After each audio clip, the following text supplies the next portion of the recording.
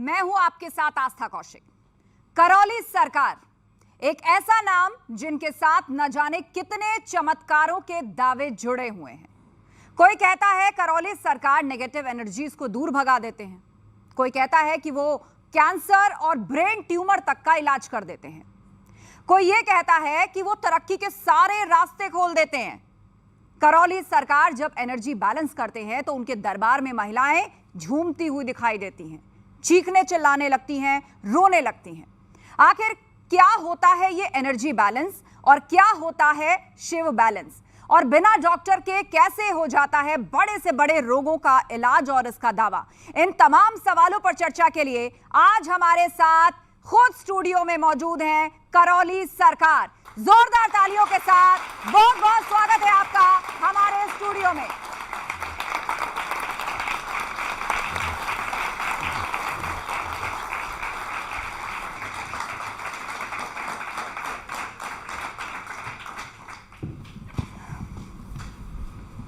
तो आज इस मंच से ढेर सारी बातें होने वाली हैं। हमारे साथ ऑडियंस भी मौजूद है, उनका भी यदि कोई सवाल या जिज्ञासा है तो मेरा अनुरोध है जब मैं आपकी तरफ आऊं तो आप लोग अपने हाथ ऊपर उठाइएगा। हम आपके भी सवाल लेंगे और जो भी जिज्ञासा है आपके मन में करौली सरकार तक हम जरूर लेके जाएंगे। आज का ये पूरा एपिसोड और पूरा सेशन बहुत ही इंटरेस्टिंग होने वाला है, क्योंकि जब भी आपने करौली सरकार को टेलीविजन पर देखा होगा, बहुत सारी तस्वीरें देखी होंगी, उन पर बहुत सारी चर्चाएं बाहर होती हैं। विज्ञान के जमाने में कई सारे सवाल भी उठते हैं और आजकल हम देख रहे हैं कि आध्यात्मिक जीवन की बात की जाए या फिर आध्यात्मिक जगत की बात की जाए, ऐसे बहुत सारे साधु संत महात्मा हैं जो अलग अलग तरीकों से लोगों का कल्याण करने का दावा करते हैं। और हमारे बीच में करौली सरकार भी हैं, उस पर हम बातचीत करें। लेकिन मेरा पहला सवाल आपसे यही है कि संतोष सिंह भदौरिया से लेकर करौली सरकार तक ये जो सफर था ये कैसा रहा? कानपुर से निकलकर आज आप करौली सरकार के रूप में इतना विख्यात हैं, तो सबसे पहले तो ये कि आपकी रुचि इस ओर कैसे जागी, उसके बारे में आज आप आम जनता को बताएं। नमस्कार जी। मैं करौली शंकर, अपने परम पूज्य गुरुदेव पंडित श्री राधारमण जी मिश्र का शिष्य और अपनी माता माँ कामरू कामाख्या, माता महाकाली का पुत्र करौली शंकर, आप सभी का बहुत बहुत स्वागत, अभिनंदन भी करता है कि आपने इस मंच पे हमें समय दिया। इसके लिए बहुत बहुत धन्यवाद। दूसरा आपने प्रश्न किया जी, नाम से लेकर के जी, और करौली शंकर तक का सफ़र, आपकी रुचि कैसे हुई, आध्यात्मिक जीवन के प्रति झुकाव कैसे हुआ और शुरुआत में किस पद्धति को आपने फॉलो किया? हम देखते हैं कि ये रुचि सब में है। हाँ। मुझ में भी थी। स्वाभाविक रूप से हर व्यक्ति स्वस्थ रहना चाहता है और दूसरों को भी स्वस्थ रखना चाहता है, जी। स्वयं सुखी रहना चाहता है और सभी को सुखी रखना चाहता है। ये हर व्यक्ति की चाहना है। अब वो अलग बात है कि सुखी आदमी नहीं रह पाता है या सुखी नहीं रख पाता है, इच्छाएं घेर लेती ये हैं। उसके संस्कारों पर निर्भर है, ये उसकी शिक्षा पर निर्भर है कि वो कर पाता है या नहीं कर पाता है। जैसे एक ये पीछे वाक्य लिखा है, करौली सरकार का चमत्कार लोक, मैं इसका पुरजोर तरीके से खंडन करता हूँ।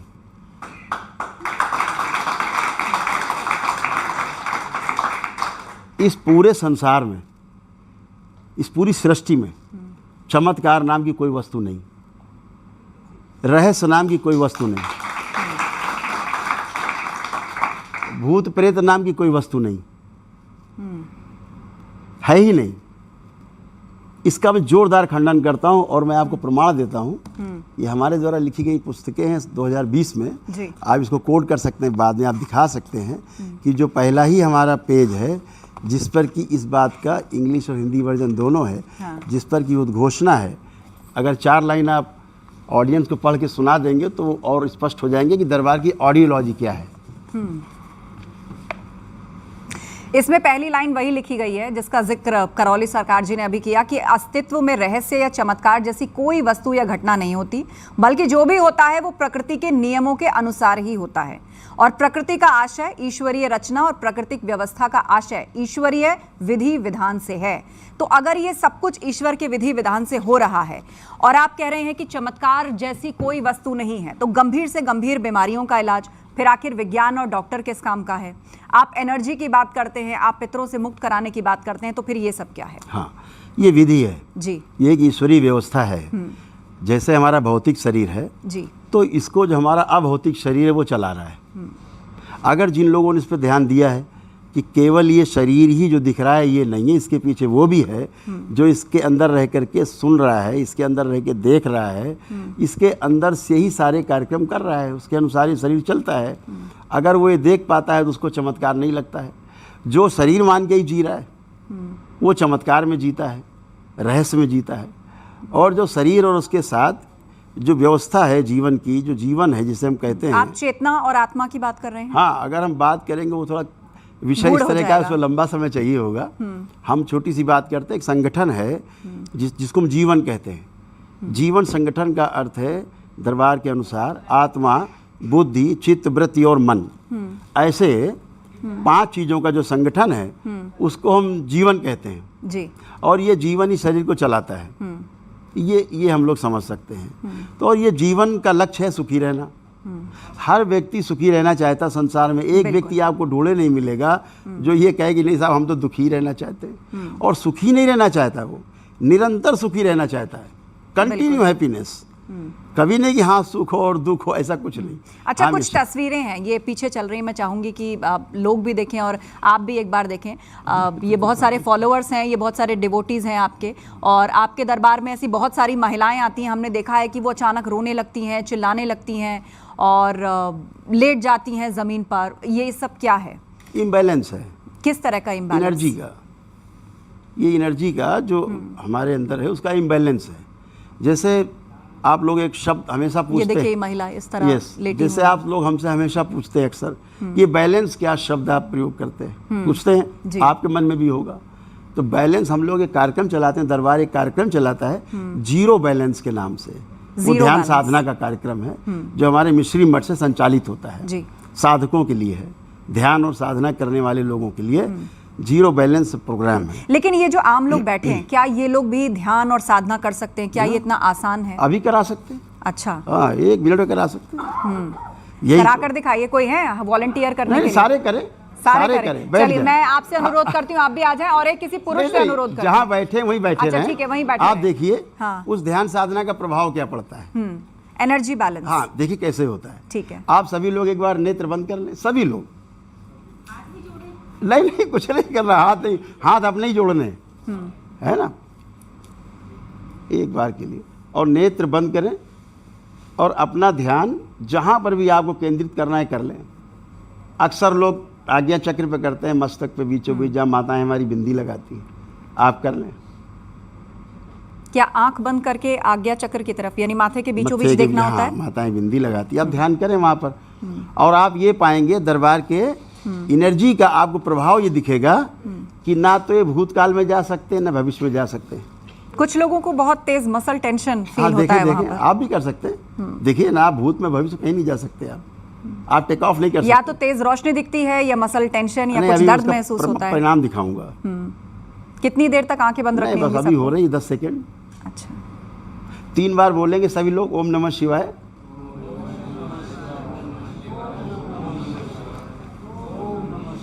सभी लोग नेत्र खोल देंगे, सभी लोग। अब देखिए इसका प्रभाव क्या पड़ा। परिणाम आना चाहिए ना। बिल्कुल। तो जितनी हमारी माताएं बहनें बैठी हैं, हम सब भाई बैठे, बच्चे बैठे हैं, अब आप सभी जिसको आप दुनिया में सबसे खराब आदि मानते हो, जिसके लिए आपको रोज विचार आता हो कि ये आदि बहुत खराब है, ईश्वर करे ऐसा हो जाए वैसा हो जाए, उसके बारे में भी आप सोच के देखिए। कोई एक निगेटिव थॉट्स कि आपको आ रहा है, आप देखिए, खूब प्रेम से अपने में देखिए। आप भी देख सकते हैं, वो आपके साथ भी हो चुका है, आपने किया नहीं। मैं अलग तरह की साधना में उस वक्त, लेकिन हाँ इसके बाद मैं जरूर कोशिश करूंगी और आपके साथ बैठ के कुछ समझूंगी भी। तो अभी सब देखेंगे, इन्हें किसी को एक निगेटिव थॉट्स नहीं आ रहे हैं। पूछ लीजिए, आप पूछिए, बताइए आप लोग किसी को कोई निगेटिव थॉट्स आ रहा है किसी के लिए, और साइंटिफिकली भी किसी के अंदर कोई सवाल उठ रहा है तो आप पूछ सकते हैं। शांति है, कोई निगेटिव थॉट्स नहीं आ रहे हैं। चलिए। ये तो रही लोगों की बात। आपने लोगों को ध्यान का मार्ग दिखाया, बिल्कुल आपने ध्यान का मार्ग भी दिखाया, उनको अनुभव भी कराया। लेकिन एक जिज्ञासा जो सबके अंदर है वो ये कि पहली बार जीवन में आपने कब ध्यान लगाया था? क्या कोई गुरु थे आपके, या स्वयं से आपने अपनी इस जर्नी को शुरू किया? किस उम्र में आपने पहली बार ध्यान लगाया? ये जर्नी चलती ही रहती है, शरीर इसमें रोक टोक नहीं है। ये शरीर तो आते जाते रहते हैं जी, जर्नी शांत नहीं होती, जर्नी चलती रहती है। शरीर तो एक पड़ाव होता है, फिर अगला पड़ाव कोई शरीर होता है किसी का, पीछे तमाम पड़ाव शरीर के रहे नाना प्रकार की योनियों में, तो उसकी बात ही नहीं है।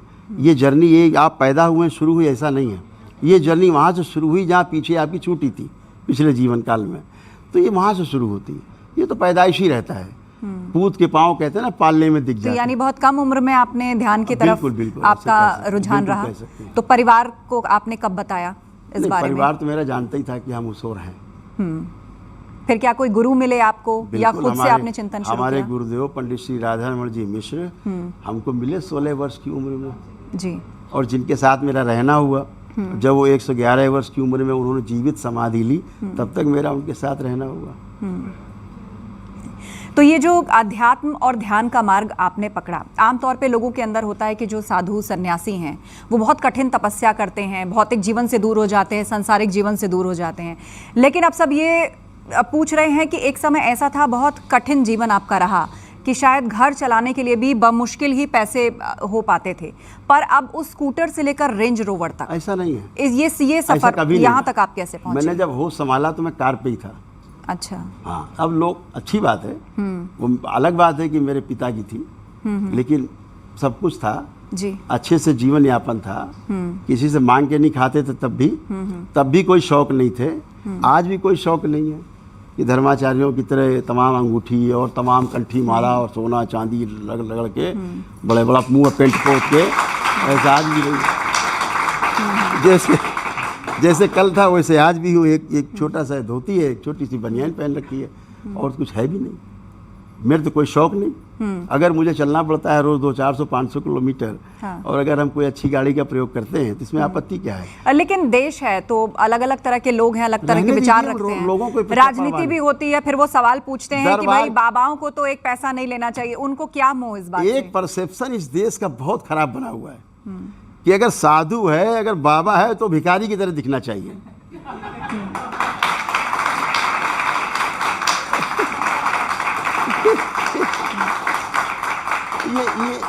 ये कौन सा परसेप्शन बन गया है?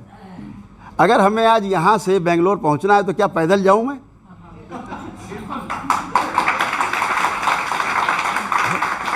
तो अगर मैं भारत में उपलब्ध जितनी आधुनिक व्यवस्थाएं हैं ट्रैवल की, अगर उसका हम सदुपयोग करते हैं तो उसमें तो हमारी तारीफ होनी चाहिए।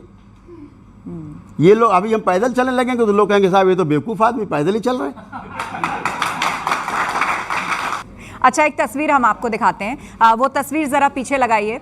आप ये भी दावा करते हैं कि आप कैंसर का इलाज कर देते हैं और कैंसर की स्टेज 4 से मरीज का इलाज कर देते हैं। ये तस्वीर देखिए आप, देखिए कौन बोल रहा है, और इनकी जो इस वक्त हालत है वो बता रही है कि ये किस कदर जूझ रहे हैं नहीं, इस बीमारी से। इसको चलाइए, देखिए मैं बता रहा हूँ कैंसर ठीक किया, ये वो कह रहा है कि मेरा कैंसर ठीक हो गया है। बात करिए, अगर वीडियो चला सकते तो देखिए। नहीं, ये मैं कह रहा हूं, ये वीडियो वैसे कई बार लोगों ने देखा होगा क्योंकि आपके पंडाल में से काफी लोग आते हैं, लेकिन सवाल ये है कि आप इनका इलाज कैसे कर देते हैं? स्टेज 4 का कैंसर, तो अब सवाल उठता है कि क्या विज्ञान किसी काम का नहीं है? देश के सबसे बड़े डॉक्टर्स ने, मैं पहचान रहा हूं सज्जन को, दरबार के भक्त हैं जी, देश के सबसे बड़े डॉक्टर्स ने, ये मेरे सामने जब इस समय आए, इसका वीडियो होगा आपके पास, तो इन्होंने कहा गुरुदेव आप मुझे पहचान रहे हैं? मैंने कहा नहीं, शरीर से तो नहीं पहचान रहे, वैसे जान रहा हूँ कि आप दरबार से जुड़े। तो बोले मैं वही वो जो टावल लपेट के आया था, मेरा इतना सड़ा हुआ मेरा मुंह था, इतना सड़ा हुआ टावल लपेट के आया था मैं 2 साल पहले आपके समझ। आपने कहा था अरे वैदिक प्रक्रिया करो, ये तमाम जड़ से चीज़ें अपने आप चली जाएंगी तुम्हारे प्रार्थना संकल्प से, और डॉक्टर ने कह दिया था कि तुम 15 दिन में 20 दिन में मर जाओगे, तब आया था मैं। तो सवाल यही है कि आपने इन्हें स्वस्थ कैसे किया? देश के सबसे बड़े डॉक्टर्स इनका इलाज कर रहे थे। जब ये गए, यही सवाल उनसे पूछा उन्होंने, डॉक्टर साहब मुझे आप पहचान रहे हैं? उनका नहीं, तो पुरानी फोटो दिखाई। मैं अरे ये कैसे हो गया?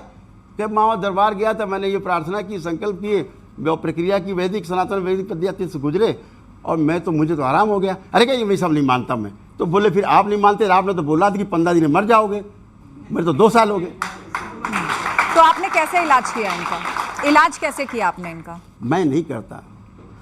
दरबार की सनातन वैदिक पद्धति है जो हमारे ऋषि मुनियों से चली आ रही है, आज से नहीं चली आ रही है, युगों युगों से वो सनातन वैदिक परंपरा पद्धति मौजूद है। क्या ये कोई योग है या कोई ध्यान है या फिर एक वे ऑफ लाइफस्टाइल है जिसके जीने से कुछ क्योर होता है? मैं उसको स्पष्ट कर दूं जी। ये सनातन वैदिक पद्धति है, परंपरा है, हमारे जीने के काम में आती है। इसके बगैर आदमी जी नहीं सकता। जो हमारे ऋषि मुनियों ने विज्ञान उस समय दिया कि भाई ये आप करके जिंदा रह सकते हो, स्वस्थ रह सकते हो, आनंदित रह सकते हो, उसको हम भूल गए, हमारी शिक्षा से दूर हो गया। हमारी शिक्षा में शामिल नहीं विद्या, हमारे संस्कारों में शामिल नहीं है, हमारी मूल्य शिक्षा भी गायब है। हमारे संस्कारों में कमी हुई तो हमें भूल गए कि ये भी एक विद्या है जो औषधियों से भी ऊपर है। यानी जहाँ औषधियाँ काम करना बंद कर देती हैं वहाँ आपकी प्रार्थना और पूजा और संस्कार आपके काम आते हैं। अगर आपके प्रार्थना सवाल पूजा पहले से वो मजबूत कहते हैं रहे कि कोई बीमार है वो डॉक्टर के पास जाए, दवाई खाए, इलाज करे, या फिर आपके पास या किसी और के पास जाके इस प्रकार की पद्धति, तंत्र मंत्र, पर्चियां, भभूत ये सब निकलवाए। ये वो लोग आते हैं दरबार में जो जहाँ डॉक्टर से परेशान होकर तंग होकर के जहाँ डॉक्टर कह देता है घर जाओ और मर जाओ, ये वो लोग हैं। अब ये कहाँ जाएंगे? आप इन्हें कहाँ भेजना चाहते हैं?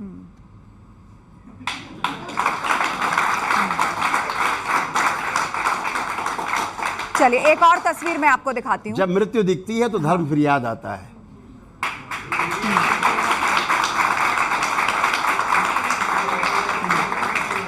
एक और तस्वीर हम आपको दिखाते हैं। वो तस्वीर जरा लगाइए पीछे वॉल पर। और उस तस्वीर में ये दावा किया जा रहा है कि एक बच्चा है और आपने इनकी आंखों को ठीक कर दिया है। डॉक्टर ने कहा था कि इनका इलाज नहीं हो सकता, लेकिन दावा है कि आपने इनको ठीक कर दिया है।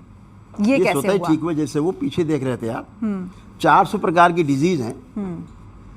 मैं आपको दिखाना चाहूंगा जी, प्लीज। ये 400 प्रकार की वो डिजीज हैं जिनका इस संसार में मरने तक इलाज नहीं है। पूरा जिंदगी दवा खाते रहो, इलाज नहीं है। वो ये 400 प्रकार की डिजीज हैं।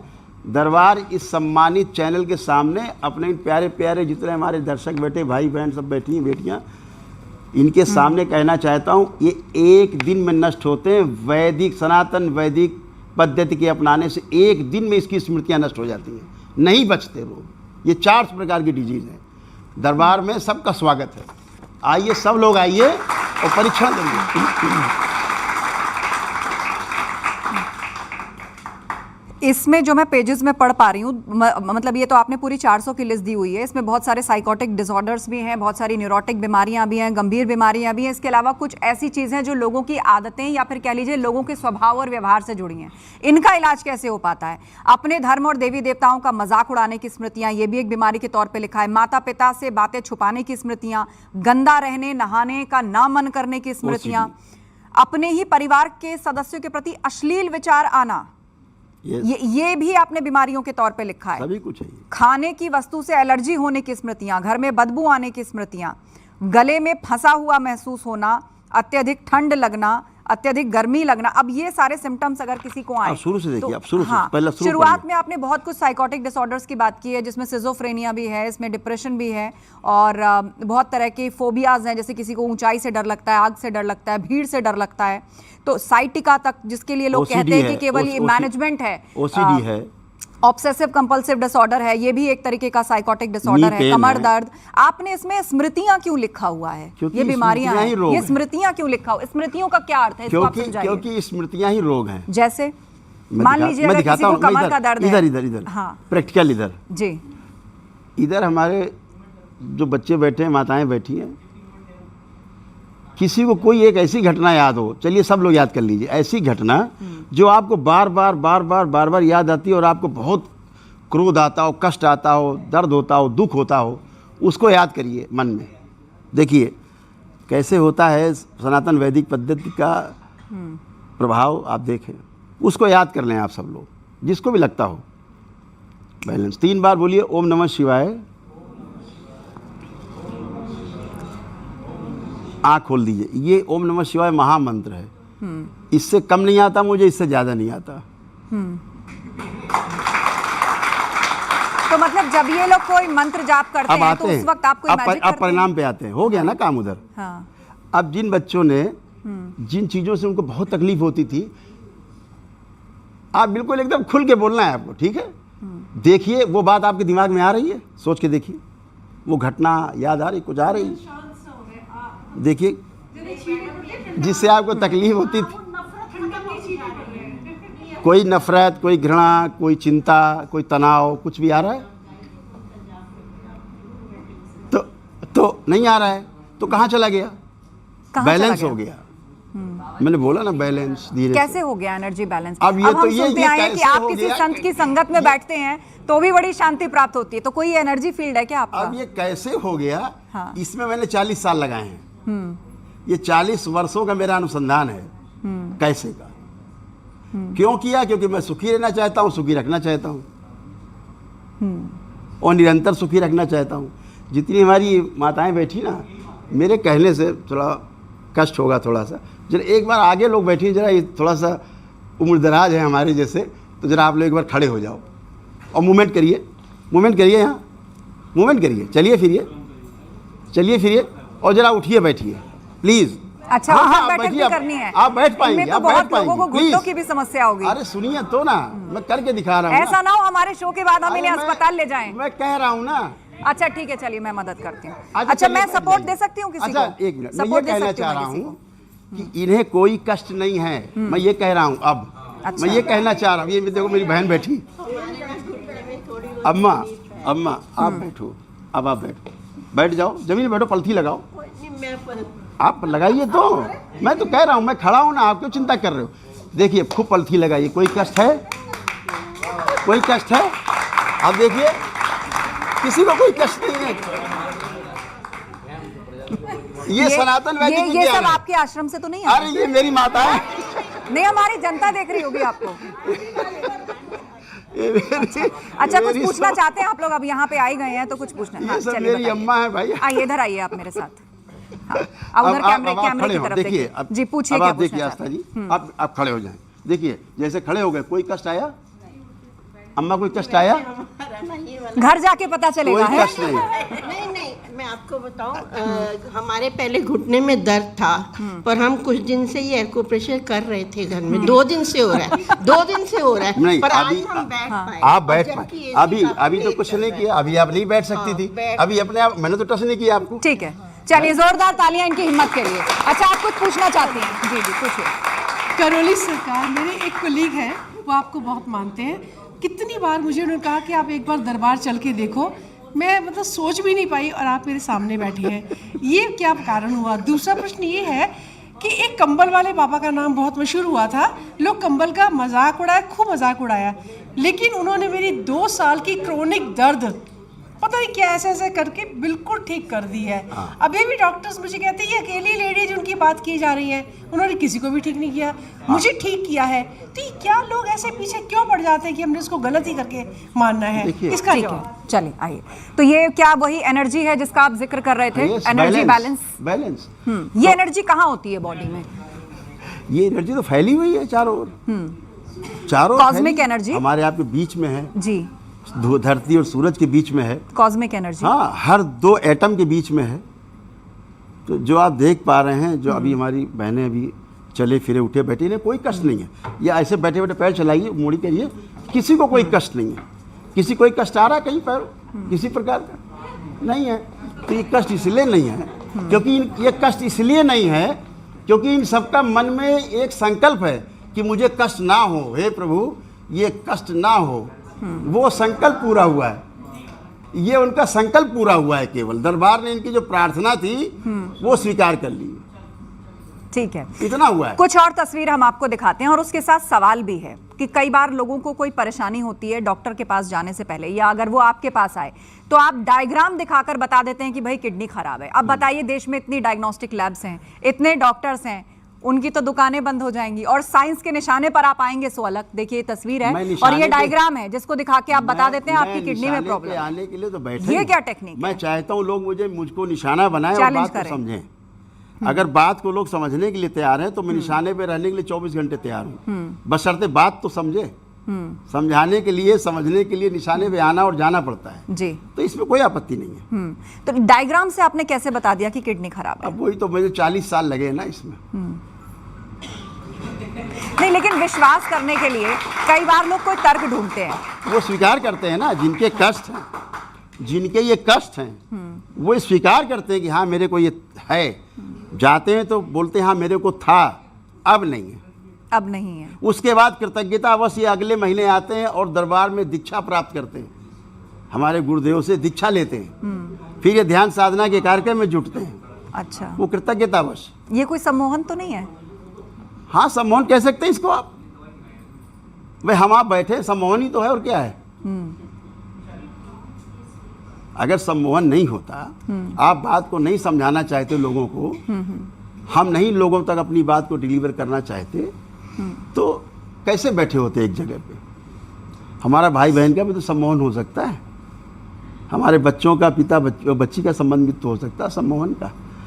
सम्मोहन को लोग गलत अर्थों में बहुत लेते हैं उन शब्दों को, लेकिन ये सम्मोहन सब में बना रहता है। क्योंकि कुछ घटनाएं ऐसी हुई ना पूर्व में कि बहुत सारी महिलाओं ने कहा कि उन्होंने जेवर उतार के दे दिए, जैसा जैसा कहा करके दे दिए, तो वहां भी कोई सम्मोहन का एंगल सामने आया था। ये सब टोटका टाइप के लोग हैं, जिसका दरबार जोरदार खंडन करता है। सारे टोना टोटका, जादू टोना, जितना झाड़ फूक, दरबार इनका खंडन करता है। और भारत सरकार से, प्रदेश सरकार से ये मांग करता है, बराबर करता रहा है। मेरी बुक्स में भी लिखा है, आपने पढ़ा, कि इन सब के विरुद्ध कड़ा कानून बनना चाहिए और इन सब की जगह जेल में होनी चाहिए। ठीक है, एक और तस्वीर मैं दिखाती हूँ, उस तस्वीर को वॉल पर लेकर आइए। और इस तस्वीर में ये दावा किया जा रहा है कि आपने इस महिला के पति का लिवर ठीक कर दिया। ये जो महिला है बहुत कष्ट में आपके पास आई, आपने इनका लिवर ठीक कर दिया और डॉक्टर ने ट्रांसप्लांट करने की बात कही थी, लेकिन आपके आने के बाद ये ठीक हो गई। वो अपने प्रार्थना संकल्प से ठीक हो गया। लिवर ट्रांसप्लांट को कैसे टाला जा सकता है? वो अपने आप ही होता है। आप भेजिए, किसी को हो रहा है वो भी करके देख ले। आप में से है किसी को गंभीर समस्या? है किसी को यहाँ ऐसी कोई गंभीर समस्या? इस समय किसी को कोई कष्ट नहीं है। इस समय इतने लोग यहाँ बैठे हैं। हाँ। आप कुछ कहना चाहते हैं? रुकिए, मैं माइक लेकर आती हूँ आपके पास। मैं माइक लेकर आती हूँ आपके पास। अभी आगे लाइन की गई। जी, क्या नाम है आपका? ओम प्रकाश है मेरा नाम। हाँ, 3 साल हो गए घुटने में दर्द। हाँ जी जी, बैठिए। बैठिए। आस्था जी, ये जो भैया हमारे भैया बोले जी, इनका आप लिख लीजिए, आपके पास रिकॉर्ड रहेगा। दरबार इनका निःशुल्क वैदिक अनुष्ठान कराएगा और उसके बाद इनका इंटरव्यू लीजिएगा। इन्हें कोई कष्ट ही नहीं बचेगा जो बता रहे हैं। न्यूज़ 18 की तरफ से आप किसी को लिख के भेजेंगे, मैं इनको टेस्टिंग के लिए भेज रही हूँ, कृपा करके। ये जो 400 डिजीज है, इनमें से इनको ये प्रॉब्लम है, दरबार उनका निःशुल्क वैदिक अनुष्ठान कराएगा। आप लिख के भेजिए। अच्छा, यस। एक और महत्वपूर्ण सवाल है कि आपके दरबार में महिलाएं झूमने लगती हैं, चीखने लगती हैं। ये किस तरह का एनर्जी है? जो उनका डिसबैलेंस था आपके यहाँ बैलेंस हो गया, ऐसा क्या क्यों हुआ? ये स्मृतियाँ रहती हैं। ये हमारे स्वयं की स्मृतियाँ, हमारे पितरों की स्मृतियाँ। कुछ परसेप्शन बन जाते हैं, मस्तिष्क स्वीकार कर लेता है उसको। और कुछ एनर्जी रहती है जो इम्बैलेंस होती है, जो ज़्यादा हो गई है तो बाहर निकलना चाहती है एनर्जी। अब उसको रास्ता नहीं मिलता, उस एनर्जी को आप कैसे निकालेंगे? बाहर ज़्यादा हो गई है। तो एनर्जी कम हो जाए तो रोग है, एनर्जी ज़्यादा हो जाए तो रोग है। एनर्जी कम हो गई तो व्यक्ति पड़ा रहता है चुपचाप एक जगह, एनर्जी ज़्यादा हो गई तो उठा पटक करता रहता है। दोनों ही रोग हैं। अच्छा, तो ये एनर्जी कहाँ होती है? व्यक्ति के अंदर होती है एनर्जी? तो नॉर्मली हम ये जानते हैं कि आज मैं बड़ा एनर्जेटिक फील कर रहा हूँ, आज मैं बहुत अच्छा कार्य कर लूंगा। सब कुछ इधर ही है। ये जो सिस्टम है सारा कुछ इधर ही है, बाकी ये तो सॉफ्टवेयर है। पूरा सारा हार्डवेयर यही है, इसी जगह इंस्टॉल है ये। ठीक है, मदरबोर्ड इधर ही है। अगर ये ठीक तो सब ठीक, ये गड़बड़ तो सब गड़बड़। हमने सुना है कि आप यमराज को भी वापस भेज देते हैं। हमने सुना है आप यमराज को भी वापस भेज देते हैं। आपने अपने पंडाल में किसी से कहा था कि भाई यमराज को वापस भेज दिया मैंने, तो क्या आप मृत्यु को भी टाल देते हो हैं? सकता है मैंने धीरे से बोला हो, आपको ज्यादा सुनने में आ गया हो। नहीं, बहुत लाउड था, तभी हमने सवाल इसको डाला कि आपने क्यों कहा कि हम यमराज को वापस है भेज क्या, देते पहले हैं? इस पे भी समझ लिए जाए। यमराज जो आम लोग जानते हैं कि भाई जब मृत्यु निकट होती है तो वो लोगों को लेने आते है हैं। ना आपका। आपको लगता है यमराज कोई व्यक्ति है, मैं यमराज को एक शक्ति मानता हूँ। वो एक एनर्जी है, एक व्यवस्था है। जब आपका इम्बैलेंस होता है तो वो यमराज को आपको खाने के लिए नहीं आते हैं, वो बैलेंस के लिए ही होता है, आपकी सुरक्षा के लिए होते हैं। ठीक है ना, आपका शरीर आपके लायक नहीं बचा, उसकी जगह दूसरे शरीर में आपको जाना है। ये एक व्यवस्था है जन्म और मृत्यु की। उस व्यवस्था को आप स्वीकार कर लीजिए। जब उस व्यवस्था को हम जाने नहीं होते तो हमें भय लगता है। तो वो एक व्यवस्था जिसे हम यम, नियम, आसन, प्राणायाम कहते हैं, वो इतने ज़्यादा हो गए गड़बड़ तो इसे यमराज कह देते हैं। यानी आपका ही शरीर आपको खाने लगता है, आपकी एनर्जी आपको डिस्टर्ब कर देती है। हाँ जी, लेकिन एक और बात है, आपने अपनी बातचीत के दौरान ये भी कहा कि आप रूस और यूक्रेन का युद्ध भी रुकवा सकते हैं। नहीं, केवल रूस यूक्रेन की बात नहीं हो रही है। रूस और यूक्रेन कोई धरती आकाश नहीं लड़ रहे हैं, लड़ने वाले दो व्यक्ति हैं, राष्ट्राध्यक्ष हैं। तो जब यहाँ बैठे लोग, इतने लोग, किसी के मन में अशांति नहीं है, केवल छोटी सी ध्यान साधना से, तो वो भी ध्यान साधना कर लें आकर के दोनों। रूस और यूक्रेन ध्यान साधना कर लें। कोई भी करे, ध्यान साधना नहीं कर रहे हैं ना वो लोग, लड़ रहे हैं। हमारा भारत तो किसी से नहीं लड़ रहा है। पूरा भारत जो है, स्वामी रामदेव जी सबको योगा करा रहे हैं, तो सब आनंद में। अच्छा, आजकल हम देख रहे हैं कि बहुत सारे जो साधु सन्यासी हैं या जो बाबा हैं, वो अलग अलग तरह की बातें कर रहे हैं। कोई पॉलिटिकल स्टेटमेंट दे रहा है, कोई महिलाओं को लेके बात रख रहा है। खासतौर पर हम देख रहे हैं कि महिलाओं को लेके बहुत नसीहत दी जा रही है। हाल ही में अनिरुद्धाचार्य जी ने कहा, उसे लेकर बहुत कुछ विवाद हुआ। आपने उनके बयान को सड़क छाप भी कहा, क्यों? सड़क छाप इसलिए कहा कि पहले अनिरुद्धाचार्य जी ने खुद कहा है कि वो सड़क पर जो ट्रक चलते हैं उसमें ट्रक क्लीनर थे। तो जब इस तरह की कोई भाषा का इस्तेमाल करता है जो असभ्य है, असंवैधानिक है, अश्लील है, तो उससे हम सड़क छाप भाषा के रूप में बात करते हैं कि बड़ा सड़क छाप आदमी है। तो उन्होंने खुद कहा कि हम ट्रक क्लीनर थे। अब ये अलग बात है कि उन्होंने प्रोग्रेस की है, ट्रक क्लीनर से धीरे धीरे कथावाचक तक पहुंच गए, लेकिन भाषा उनकी वही रही। पर संत समाज उन्हें डिफेंड करता है। तो ठीक है ना, अब संत समाज जो डिफेंड कर रहा होगा वो भी उसी तरह का होगा। भाई, इस देश में बोलने की जो आज़ादी है, जो अभिव्यक्ति की आज़ादी है, वो केवल इनके जैसे कथावाचक कोई है। प्रेमानंद महाराज जी ने भी कहा कि लड़कियां अगर 4 पुरुषों के साथ रहकर आती हैं तो वो अपने पति को स्वीकार नहीं कर पाती। मतलब हर कोई महिलाओं, लड़कियों को ही नसीहतें दे रहा है। प्रेमानंद जी एक संत हैं और उन्होंने जो बात कही उसका उन्होंने खंडन भी किया और दोबारा रिपीट नहीं किया, उसको रिपीट नहीं किया। ये संत स्वभाव है, स्वीकार कर लेना किसी बात को। लेकिन अनिरुद्धाचार्य जी ने उसी बात को बार बार हर चैनल पे, अपने चैनल्स पे, तमाम जगहों पर, तमाम मंचों पर उन्होंने उन्हीं बात को रिपीट किया जिनको हम नहीं रिपीट कर सकते यहाँ। वो 4 जगह वाली बात कि बच्चियाँ 25 साल तक होते होते ऐसा, मैं यहाँ माताएं, मैंने, मेरे सब भाई बैठे हैं, क्या इस बात को स्वीकार करते हैं कि जो कहते हैं कि 25 साल तक होते होते बच्चियाँ ऐसा कर लेती 4 जगह, वैसा कर लेती 4 जगह, ऐसा करती क्या बच्चियाँ? ये सब गलत बात कह रहे हैं, गलत बात है, उनका विरोध होना चाहिए। अभी वो केवल इसलिए उनको डिफेंड कर रहे हैं कि भाई संत हैं, ये संत हैं, इनके बारे में ना बोलो। अरे भाई, संत बोल क्या रहा है? मोनोलॉग चल रहा है क्या कि वो बोलेंगे और हम गाली सुनेंगे? अगर कोई बच्ची पलट करके कमेंट कर देती है, उनको एक बच्ची ने कमेंट कर दिया, केवल एक बच्ची के कमेंट से इतना डर गए कि गोलियां चलने लग गई। गाली दे रहे थे, अब गाली से गोली तक पहुंच गए। अच्छा, वास्तव में सनातन परंपरा में महिलाओं के लिए क्या स्थान है? क्या सारी नसीहतें, क्या सारे धर्म के जो परंपराएं हैं, बिल्कुल, पति परमेश्वर है, क्या वो सिर्फ महिलाओं के लिए? आप सही कह रही हैं। इस देश की ऐसी व्यवस्था हालत हो गई है, अग्नि परीक्षा केवल सीता ही देगी, अग्नि परीक्षा माताएं बहनें देंगी, पुरुषों का कोई इसमें दायित्व नहीं है। वो नकारा है, बदमाश है, उनको कोई नहीं पूछ रहा। उनको कोई क्यों नहीं नसीहत देता? उनको कोई क्यों नहीं सही मार्ग बताता? ये बात तो धर्माचार्यों से पूछना चाहिए कि जिस बच्ची के घर में जिसने कमेंट किया, लिव इन के ऊपर कोई बात हुई होगी, तो अभिव्यक्ति की आज़ादी सबको है। अगर आपको आज़ादी बोलने की तो सबको आज़ादी बोलने की है। अगर उसने बोल दिया तो घर में गोली चल रही है, एक खंडन तक नहीं आ रहा इनका। इसका मतलब आप सहमत हैं कि उस घर में जो गोली चली है, साधु संतों के खिलाफ जो बोलेगा उसके घर में गोलियां चलेंगी, बदमाश गोली चलाएंगे साधु संतों को डिफेंड करने के लिए। यही इनका धर्म है, यही धर्म है इनका, यही नारी धर्म निभा रहे हैं। ये नारियों के सम्मान में है ये गोलियां चलवाना। रामभद्राचार्य ने भी महिलाओं को लेकर बात कही, लेकिन उन्होंने मुस्लिम महिलाओं के लिए कहा कि भाई यूज एंड थ्रो का कॉन्सेप्ट है इस्लाम के अंदर। उन पर भी सियासी हमले होने लगे कि मुस्लिम महिलाएं 20 बच्चे पैदा करती हैं, 4 बच्चे पैदा करती हैं, तो अब उन पर भी हमले किए जा रहे हैं कि भाई आप हमें नसीहत मत दीजिए, आपके यहाँ पर अगर हम बोलेंगे तो आपको अच्छा नहीं लगेगा। घूम फिर के बात महिलाओं पर ही आती है। स्वामी जी ने अपने अनुसार जो भी कहा होगा, लेकिन मैं कहता हूँ बात को आप जब बार बार रिपीट करते हैं, उन्होंने कहा अनुरुद्धाचार्य जी ने कि 16 वर्ष से कम उम्र बच्चियों की शादी हो जानी चाहिए। उन्हें पता है माँ बनने का दर्द क्या होता है, दोबारा से जन्म होता है माँ का। जब माँ कोई बच्चे को जन्म देती है तो माँ का भी दोबारा जन्म होता है। और हमारे देश का कानून कहता है 18 वर्ष से कम उम्र में अगर विवाह हुआ है तो अपराध है। बिल्कुल। और अगर उस बच्ची के सहमति से कोई संसर्ग हुआ है उससे, तो भी वो रेप की श्रेणी में आता है। कानून उसको रेप की श्रेणी में लेता है जी। तो ये बच्चियों के साथ रेप करवाना चाहते हैं देश में।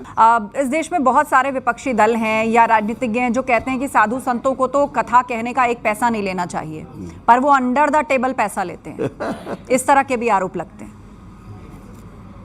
हाँ, देखिए क्या है, वो पैसा लें तो उन्हें समस्या नहीं है। अंडर टेबल लेते हैं, सामने 2-2, 4-4, 5-5 करोड़ कथाओं कर लेते हैं, उनको समस्या नहीं है। अंडर टेबल लेते हैं, चंदा लेते हैं, उसमें समस्या नहीं है।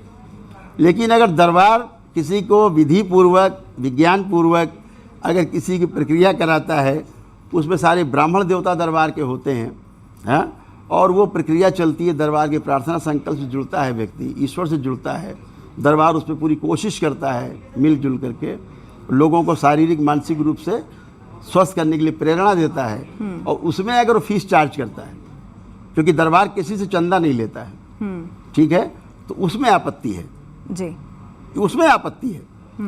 आप कथा से क्या दे रहे हैं लोगों को? यही दे रहे हैं, 4 बार 4 जगह मुंह मारती है, ये दे रहे हैं।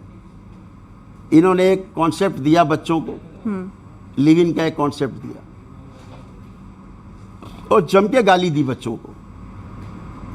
दरबार उस प्रकार के लिव इन का विरोध करता है हमेशा। जो एक शादीशुदा स्त्री पुरुष किसी शादीशुदा स्त्री पुरुष के साथ अपने पुराने पार्टनर को छोड़ के रहने लगते हैं, हिंदू मैरिज एक्ट का उल्लंघन करते हैं, ये भारतवर्ष में बिल्कुल अमान्य है। ये दुराचार और व्यभिचार की श्रेणी में आता है। दरबार इसका पुरजोर विरोध करता है, ऐसे लिव इन का ठीक है, खंडन करता है। नंबर 1। हाँ। नंबर 2, वो 2 अविवाहित बच्चे, बालिग बच्चे और अविवाहित हैं, अगर वो स्वेच्छा से अगर विवाह करते हैं या साथ रहते हैं और उन्हें भारत के संविधान का संरक्षण प्राप्त है, हमारे न्यायपालिका का भी उनको कवर प्राप्त है, तो इसमें कहाँ से उन्होंने अपराध कर दिया? इसमें कोई अपराध है? जब भारत का सर्वोच्च न्यायालय उनको कवर देता है कि 2 बालिग बच्चे, 2 अविवाहित बच्चे अगर विवाह कर रहे हैं, साथ रह रहे हैं, इसमें आपत्ति किसको है? देश का सुप्रीम कोर्ट भी इसको अपराध की श्रेणी में नहीं मानता है। हमारी संसद भी नहीं इसको मानती है। हमारे बच्चे बच्चियां अगर कर रहे हैं तो इसमें दोष किसका है? इसको लिव इन मानते हैं वो। बिल्कुल, ये लिव इन नहीं है, ये प्रेम विवाह है, ये गंधर्व विवाह है। गंधर्व विवाह, और इसे गंधर्व विवाह की श्रेणी में जो शास्त्रों में वर्णित है 8 प्रकार के विवाह हैं जी, उनमें से एक विवाह ये गंधर्व विवाह है। और गंधर्व विवाह हमारे जो आराध्य, मेरे स्वयं के मेरे जो आराध्य भगवान नारायण, भगवान श्री कृष्ण के रूप में रहे, उन्होंने स्वयं गंधर्व विवाह कराए हैं। सुभद्रा के साथ अर्जुन का कराया जी, ठीक है। और इससे बड़ी बात बताएं आपको, ये देश का जो नाम है ना, भारतवर्ष, महाराजा भरत के नाम पे पड़ा है। ये भरत के नाम पर पड़ा भारतवर्ष, और भरत प्रेम विवाह से उत्पन्न हुई संतान थे, गंधर्व विवाह से उत्पन्न हुई संतान थे भरत। उनके नाम पे भारतवर्ष, आप उनको गाली दे रहे हैं। तो हमारे आराध्य ने, जो भगवान श्री कृष्ण ने इसको मान्यता दी, आप कौन होते हैं प्रश्न खड़े करने वाले? ठीक है। तो पौराणिक काल से लेकर के, द्वापर से लेकर के अगर कलयुग तक आज हमारा भारत का संविधान, हमारे भारत के न्यायालय, सर्वोच्च न्यायालय उसको कवर दे रहे हैं, बच्चों को संरक्षण दे रहे हैं, तो इसमें क्या आपत्ति है? चलिए, आपने लिव इन रिलेशनशिप को जिस तरीके से डिफाइन किया है, मुझे लगता है बहुत सारे साधु संत बाबा सन्यासी हैं जो उसके विरोध में बयान देते रहे हैं और उसे लेके देश के यूथ और देश के कानून के बीच में एक चर्चा और एक खिंचाव की स्थिति बनती रही है, लेकिन आपने उसको एक अलग रूट से समझाया है। बहुत बहुत धन्यवाद करौली सरकार जी, आप हमारे स्टूडियो में आए। आप सभी ऑडियंस का बहुत बहुत धन्यवाद। जोरदार तालियों के साथ इस शो को यहीं खत्म करते हैं। बहुत धन्यवाद।